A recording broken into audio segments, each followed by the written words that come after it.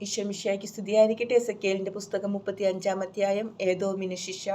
കർത്താവ് എന്നോട് അരുളിച്ചെയ്തു, മനുഷ്യപുത്ര, സെയർ മലയ്ക്ക് നേരെ മുഖം തിരിച്ച് അതിനെതിരെ പ്രവചിക്കുക. അതിനോട് പറയുക, ദൈവമായ കർത്താവ് അരുളിച്ചെയ്യുന്നു, സെയർ മലയെ, ഇതാ ഞാൻ നിനക്കെതിരാണ്. നിനക്കെതിരെ ഞാൻ കരം നീട്ടും. ഞാൻ നിന്നെ വിജനവും ശൂന്യവുമാക്കും. ഞാൻ നിന്റെ പട്ടണങ്ങൾ ശൂന്യമാക്കും. നീ വിജനമായിത്തീരും. ഞാനാണ് കർത്താവെന്ന് അപ്പോൾ നീ അറിയും. നീ ഇസ്രായേലിനോട് നിത്യമായി ശത്രുത പുലർത്തുകയും കഷ്ടകാലത്ത് അന്തിമ ശിക്ഷയുടെ കാലത്ത് വാളിന് അവരെ ഏൽപ്പിച്ചു കൊടുക്കുകയും ചെയ്തു.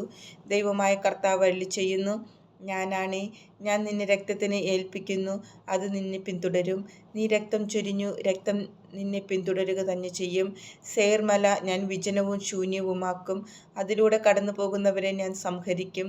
നിഹതന്മാരെ കൊണ്ട് നിന്റെ മലകൾ ഞാൻ നിറയ്ക്കും. വാളിനിരയായവർ നിന്റെ കുന്നുകളിലും താഴ്വരകളിലും മലയിടുക്കുകളിലും പതിക്കും. നിന്നെ ഞാൻ നിത്യശൂന്യതയാക്കും.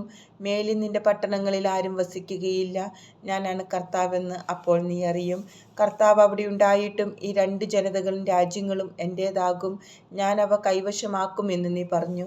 ദൈവമായ കർത്താവ് അരുളിച്ചെയ്യുന്നു, ഞാനാണേ, അവരോടുള്ള വിരോധം നിമിത്തം നീ അവരോട് കാണിച്ച കോപത്തിനും അസൂയയ്ക്കും അനുസൃതമായി ഞാൻ നിന്നോട് പ്രവർത്തിക്കും. നിന്നെ വിധിക്കുന്നതുവഴി ഞാൻ എന്നെ തന്നെ അവർക്ക് വെളിപ്പെടുത്തും. അവ വിജനമാക്കപ്പെട്ട് ഞങ്ങൾക്ക് വിഴുങ്ങാൻ വിട്ടിരിക്കുന്നു എന്ന് ഇസ്രായേൽ മലകൾക്കെതിരെ നീ പറഞ്ഞ സകല നിന്ദനങ്ങളും കർത്താവായ ഞാൻ കേട്ടിരിക്കുന്നു എന്ന് നീ അറിയും. എനിക്കെതിരെ നിങ്ങൾ വമ്പു പറഞ്ഞിരിക്കുന്നു. നിങ്ങൾ എന്നെ വീണ്ടും വീണ്ടും നിന്ദിച്ചു. ഞാനത് കേട്ടിരിക്കുന്നു.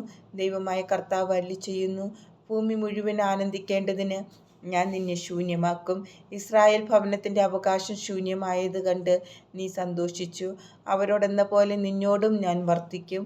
സെയർ മലയെ, ഏദോം മുഴുവനുമേ, നീ വിജനമാകും. ഞാനാണ് കർത്താവെന്ന് അപ്പോൾ അവർ അറിയും.